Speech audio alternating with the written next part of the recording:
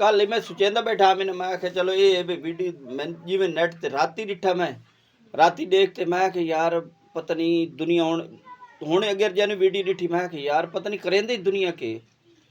जे मैनू पागल बनेंदी है जे मैं खुद पागल होंदा वैना सोच सोच के भी मैं करा के कोई आदा एक वीडियो चाड़ दो कोई आदा 2 वीडियो चाड़ दो तो वायरल हो वैसो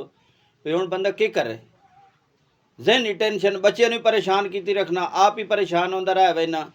कहले वो काम ही नहीं चंगा लगता सिर्फ मोबाइल के पिछे वड़ के तो की करा मैं हाँ तो की करा भैया सबर का फल मिठा होंदा भाई हुण ये भी कोई हद 2 डे च हो जांदा 3 डे च की करिए टेंशन एक वधदी वेंदी है कि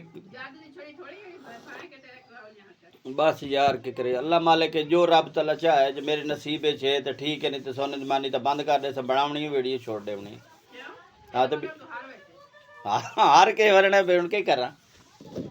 परेशानी तो होंगी है ना भी के करे वे कोई आदे राती वीडियो दे दरी तो 2 साल लग वैसे 3 साल लग वैसे 4 साल लग वैसे कोई आदे 2 डी च वायरल हो गई है